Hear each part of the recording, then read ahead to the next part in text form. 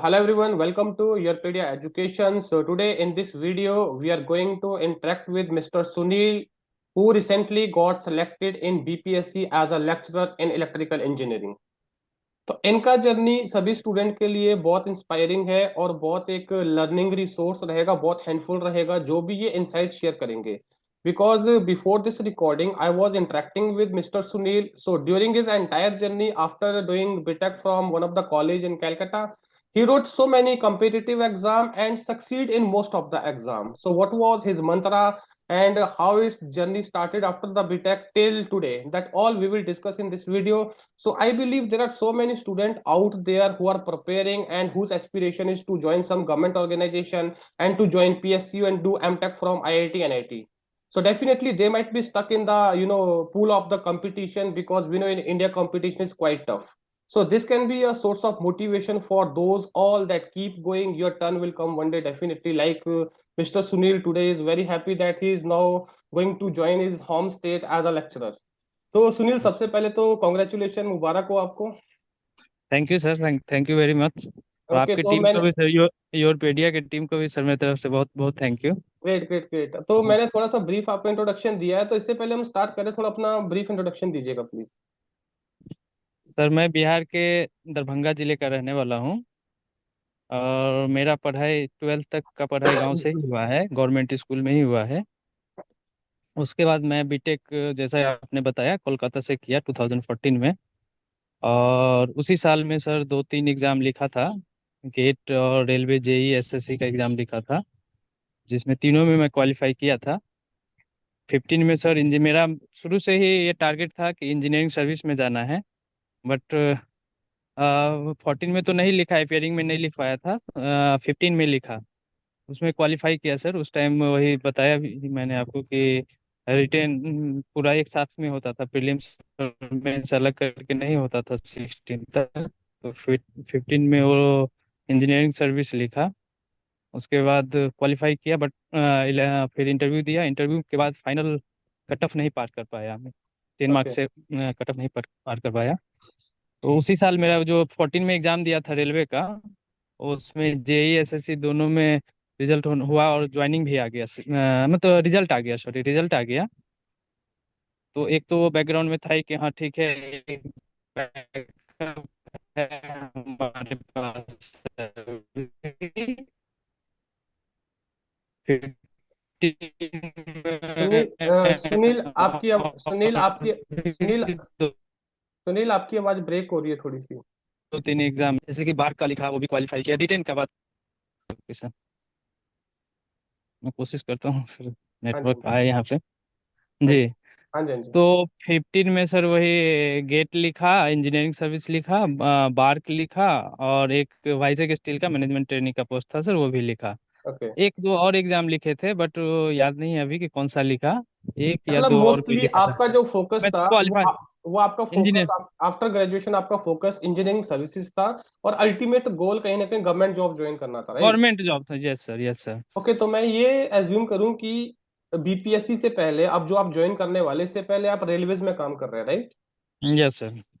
तो सुनील देखो, बहुत सारे स्टूडेंट को क्वेरीज होता है कि ऐसी क्या चीज है जो आपको मोटिवेट रखती थी कि जॉब लगने के बाद भी, जैसे आपने बताया कि 2015 में भी आपने 2-3 एग्जाम क्वालिफाई कर दिए थे, तो यस अपॉर्चुनिटी सर। थी आपके पास, तो आज 2023 है, तो फिर भी कंटिन्यूसली अपने आप को अपग्रेड करना, प्रिपेयर करना, ऐसी क्या चीजें हैं?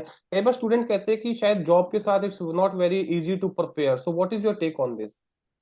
इजी तो सही में नहीं होता है सर, लेकिन करने से हो जाता है। थोड़ा भी टाइम मिले उसको, आप अगर सही से यूटिलाइज करें जो भी टाइम मिलता है, तो मिल जाता है सर। उतना टाइम किसी भी जॉब में मेरे ख्याल से मिल जाता है, कि ओके, तो 8-10 घंटे का जब आपने होता है। तकरीबन 15 से 20 पेपर लिखे होंगे, 15-16 पेपर लिखे पंद्रह होंगे. सोलह 15-16 लिखे सर, जिसमें 13 क्वालिफाई किया सर हाँ, अभी तो तक। क्या ऐसी स्ट्रेटजी आप अपनाते थे कि एग्जाम स्पेसिफिक प्रेपरेशन करते थे, या क्या स्ट्रेटजी था? आपको क्या लगा कि यार ये मेरा बेस्ट पॉइंट है, इसलिए मैं, मेरा जो सक्सेस रेशियो है एग्जाम में इतना ज्यादा है? सर इसमें मेनली सर अपने आप पे कॉन्फिडेंस रखना बहुत ज़रूरी होता है। और जब आपको रिजल्ट एक दो नहीं होता है या टाइम लगने लगता है, जैसे कि रेलवे में ही सर मेरा हुआ, रिजल्ट लेट से आया। तो वो एक साल 8-9 महीना जैसा लगभग था, वो लग रहा था कि क्या होगा नहीं होगा, लेकिन अपने अंदर कॉन्फिडेंस था। मेरे साथ वाले बहुत थे जो थोड़ा भटक भी जाते थे। मैं अपने रास्ते से भटका नहीं कभी। राइट मुझे था कि मेरा हो जाएगा, मैं लगा रहूंगा तो हो जाएगा। टाइम भी ज्यादा नहीं लगा क्योंकि मैं 14 में पास आउट किया सर। 14 में ही एग्जाम लिखा, उसमें भी क्वालिफाई किया। रिटर्न रिजल्ट भले ही बाद में आया, राइट फिर मैं क्वालिफाई किया। तो राइट। कॉन्फिडेंस अंदर से था कि हो जाएगा, लगे रहेंगे तो हो जाएगा, इंजीनियरिंग सर्विस भी होगा। तो 15 में जैसे नहीं हुआ तो 16 में लिखा, 16 में भी क्वालिफाई किया। बट उसमें सर एक इंसिडेंट भी हो गया फैमिली में। पिताजी को पैरालिसिस का स्ट्रोक आ गया, इंटरव्यू के जस्ट पहले आ गया सर। मैं ओके। थोड़ा डिस्टर्ब हो गया था उस टाइम पे। नहीं तो 16 में फाइनली हो ही जाता है engineering right service. Right right. देखो सुनील, आपकी बात सही है कि अगर आप कॉन्फिडेंट रहोगे हो जाएगा, बट बहुत सारे स्टूडेंट ऐसे हैं जो बहुत सारे एग्जाम लिखते हैं बट उनको सक्सेस नहीं मिलती है। तो आपको क्या लगता है कि कहाँ पे गड़बड़ हो रही है? क्योंकि आप भी एक एस्पिरेंट रहे हो और आप कंटिन्यू पेपर लिखते आए हो, so you are right person to answer this question. कहाँ पे वो गड़बड़ हो जाती है, कहाँ पे वो गलत डायरेक्शन में प्रिपरेशन को ले जाते हैं? आपका क्या टेक है इस पे? सर दो तीन चीजें होती है। एक हम्म तो प्रिपरेशन करते हैं तो सबसे पहला, जैसे मैंने अपना ही बता रहा हूँ सर, कि हम्म मैं जो जो किया हूँ वही शायद सब में काम आ जाएगा, ऑलमोस्ट सभी में आना चाहिए। तो हम्म। वही कॉन्फिडेंस, अपने आप पे कॉन्फिडेंस रखना बहुत जरूरी है, एक नंबर पॉइंट है ये सर। Right right right. दूसरा है कि आपको करना क्या है। सिर्फ आप वो जो कोचिंग कर रहे हैं या सेल्फ स्टडी कर रहे हैं, तो ऐसा नहीं कि आप सिर्फ पढ़ते जाइए पढ़ते जाइए। अल्टीमेटली आपको ध्यान रखना है कि हमको इसको कहाँ पे निकालना है। जो भी हम पढ़ रहे हैं उसको कहाँ लिखना है, एग्जाम में लिखना है। एग्जाम में मतलब 2 घंटे का एग्जाम है, 3 घंटे का एग्जाम है, उस 2-3 घंटे में ही हमारा सारा जो साल भर का 2 साल का पढ़ाई है उसको वहाँ पे निकालना पड़ेगा। तो इस तरह से स्टेप वाइज प्रिपरेशन करें कि अभी जैसे हम स्टार्टिंग में है तो पूरा डिटेल में पढ़ाई करें। फिर जब मैं करता था कि पहले ये डिटेल में पढ़ लेता था, पूरा नोट्स डिटेल नोट्स बनाता था। उसके बाद एक नोट्स ऐसा होता था जो उसका 30-40% होता था। ओके। फिर फाइनली जो बनाया उसका भी वो 30-40, मतलब तो, जो मेन नोट्स था मेरा, उसका लगभग 5-10% में ही मेरा सारा नोट्स हो जाता था सर। तो एक ऐसा चीज होता है कि लास्ट पॉइंट में आपको रिवीजन करने में ये सब चीज जरूरत पड़ता है। तो इस चीज को थोड़ा स्ट्रेटेजी बना करके करे कि कोई भी एग्जाम क्वालिफाई करने के लिए तो आराम से हो जाएगा। ट्रू और ट्रू ट्रू। कंटिन्यूअस लगे रहे, कंटिन्यूअस लगे रहे। राइट राइट कंटिन्यूटी बहुत जरूरी है। नहीं राइट तो राइट। बीच में आप पढ़े फिर छोड़ दिए तो वो पीछे वाला भी काम नहीं आएगा। तो हाँ, कंटिन्यूटी बहुत। आपका रिदम और मोमेंटम गड़बड़ जाता है और आपको सब नॉलेज गड़बड़ हो होता है जाता है बट वो सर। कॉन्फिडेंस खत्म हो जाता है क्योंकि आपको दोबारा जी से जी शुरू करना पड़ता है। Right okay. जी जी जी तो सर। अभी जैसे बीपीएससी की बात करते हैं तो इट्स ऑब्वियस कि रिटर्न का प्रेपरेशन तो बहुत पहले से था ही आपका, because you were in the continue process of the preparation, right? So yes sir. Now if we talk about the interview of the BPSC, so वो कैसा आपका रहा, तो उसके लिए कैसे प्रिपरेशन करा? और दो तीन क्वेश्चन है कि how you believe that preparation for interview is different as compare to preparation for return? Sir है डिफरेंट, दोनों तो है, बहुत डिफरेंट है सर। इसमें आपको कुछ खास चीज पे ही इंटरव्यू में की बात करें तो कुछ खास चीज पे ही आपको ध्यान देना है। बेसिक ज्यादा पूछता है कोई भी इंटरव्यू में सर। बेसिक ज्यादा उठाता है कि कोई डेफिनेशन पूछ दिया या उसका बेसिक कॉन्सेप्ट क्या है। ओके। कोई भी टॉपिक है उसका बेसिक कॉन्सेप्ट क्या है। कभी एप्लीकेशन में भी चले जाते हैं, लेकिन बेसिक कभी नहीं भूलना चाहिए। बेसिक अगर ठीक है जिसका, उसका इंटरव्यू में बहुत ज्यादा प्रॉब्लम नहीं होता है सर। मैं 3-4 इंटरव्यू दे चुका था, 2 बार यूपीएससी दिया। बीपीएससी लेक्चरर भी मैं 16 में ही दिया था, 16 में क्वालिफाई किया था सर बीपीएससी लेक्चरर भी। बट फाइनल उस टाइम मेरा नहीं हुआ था, इंटरव्यू में के बाद नहीं हुआ था। इस बार फाइनल हुआ है।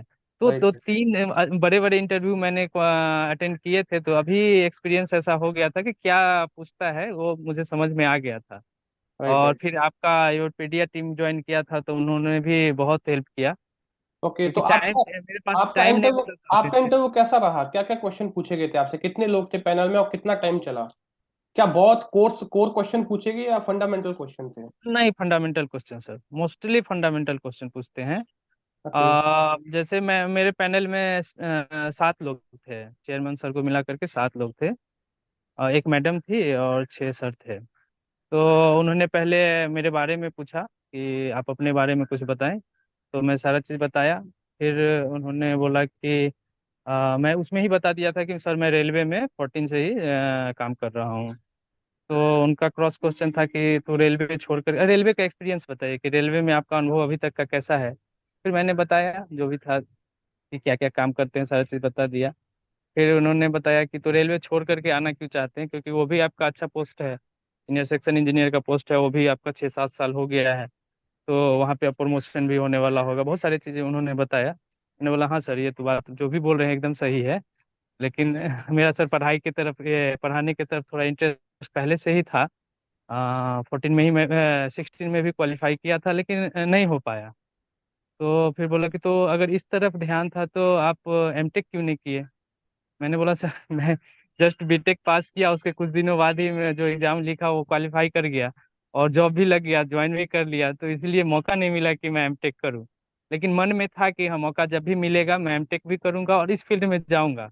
राइट मैं लगा रहा, उस टाइम से लगा हुआ था कि कभी फिर से जब भी वैकेंसी आएगी तो मैं अप्लाई करूंगा और उसमें जाऊंगा। Right right. और फाइनली वैकेंसी आई 2020 में। फिर अभी सर फाइनल रिजल्ट आ गया तो ओके। ओके, तो ये। टेक्निकल सब्जेक्ट कौन से उन्होंने पूछे? आपके रेलवे से ही हाँ। पूछे, आपके काम से रिलेटेड पूछे, आपके नहीं सब्जेक्ट से रिलेटेड पूछे? नहीं, यहाँ तक होने के बाद सिर्फ फिर बोले सर कि ठीक है, आप एक टॉपिक अपने से चूज कर लो और जाके बोर्ड पे पढ़ाओ, जो आपको अच्छा लगे। आप समझ लो कि हम लोग स्टूडेंट हैं, डिप्लोमा के स्टूडेंट हैं, आप हमें पढ़ाओ। तो मैंने ट्रांसफार्मर चूज किया, ट्रांसफार्मर पढ़ाना स्टार्ट किया। पहले बेसिक से बताया कि ट्रांसफार्मर का मेनली काम क्या है और कहाँ यूज करते हैं, इस हिसाब से पहले बताया कि हाँ मतलब प्रैक्टिकल चीज, कि हमारा जो सब स्टेशन होता है बहुत दूर में होता है, वहां से फिर हमारे घर तक जो बिजली आती है कैसे आती है वो थोड़ा बता दिया। फिर उसके बाद डिटेल जो भी कंसेप्ट है ट्रांसफार्मर का मैं वो बताया, उसमें क्रॉस क्वेश्चन भी हुए। कुछ क्रॉस क्वेश्चन होने के बाद फिर बुला लिए कि ठीक है आ जाओ।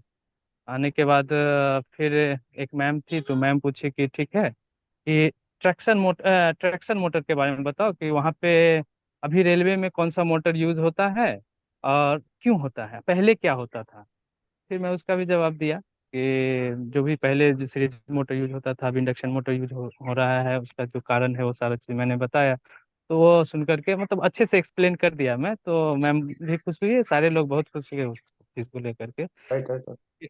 फिर मैम का एक क्वेश्चन था कि आप 14 में ही पास आउट किए और अभी 23, लगभग 9 साल हो गए, तो अभी इतना दिन में टेक्नोलॉजी भी बहुत अपग्रेड हो गया, आप तो उससे छूट गए होंगे, पीछे छूट गए होंगे। तो मैंने बोला कि मैम मैं पीछे तो नहीं छूटा हूँ, क्योंकि मैं सिस्टम में जुड़ा हुआ हूँ, अभी भी रेलवे में जुड़ा हुआ हूँ। तो उस सिस्टम में ही काम कर रहा हूँ कि जो पढ़ाई हो करके जो लोग आते हैं या जो यूज करेंगे उसको, अभी भी रेलवे में बहुत सारा चीज़ ऐसे है जो अपग्रेड हो रहा है। जैसे वही एग्जांपल दिया कि सीरीज मोटर का ही यूज पहले था, अभी इंडक्शन मोटर का यूज हो रहा है। राइट तो राइट ये सब चीज मैं सिस्टम से जुड़ा हुआ हूँ, तो मेरे लिए ये बहुत ईजी है। मतलब मैं इससे छोटा नहीं हूँ, दूर नहीं हुआ हूँ। Right right right. तो यही क्वेश्चन था।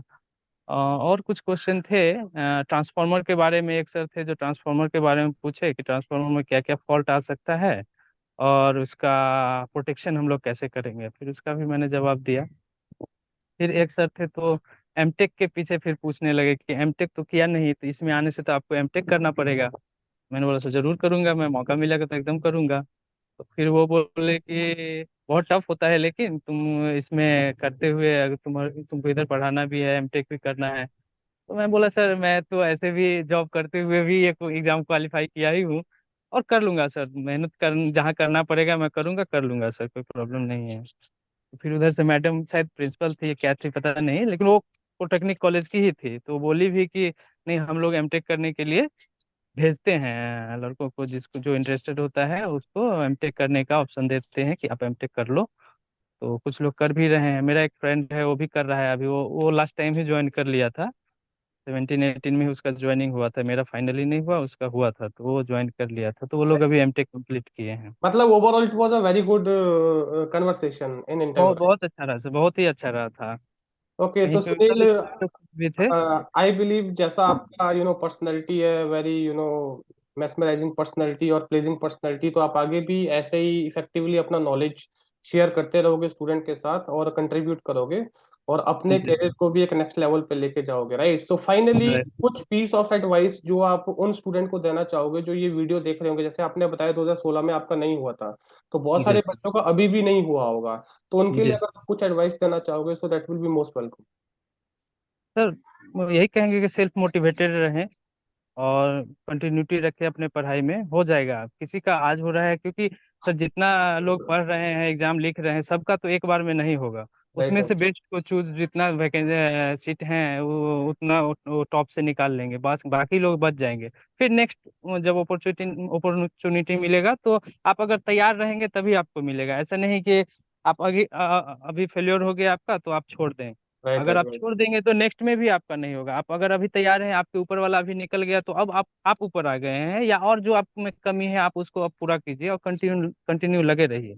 Right, right, हो right, right. जाएगा, सबका हो जाएगा। मेहनत कभी सर बेकार नहीं जाता है। मैं देख लिया हूँ कि मुझे लगता था कि मैं इतना अच्छे से प्रिपेयर किया, फिर मैं रेलवे में एसएससी में ही रह गया, इंजीनियरिंग सर्विस इतना जा करके छूट गया, लेकिन अब लग रहा है कि नहीं, उस चीज का यूटिलाइजेशन अब मैं पूरा कर पाऊंगा। राइट, जितना राइट। भी कहीं मैं ना कहीं पढ़ाई ना किया कहीं कहीं ना कहीं जो भी आपने एफर्ट एग्जाम डाला के लिए। होता है उसका आउटकम आपको मिलता ही मिलता है। इट्स नॉट लाइक दैट आपको आउटकम नहीं मिलता। Right, it's very true. Right. जी जी, right sir, So, right right Sunil, sir. it was a nice conversation with you. Thanks for sparing few minutes for us. We wish you all the best for your coming life, right? Thank you sir, thank you so much. Okay, Sunil, thank you.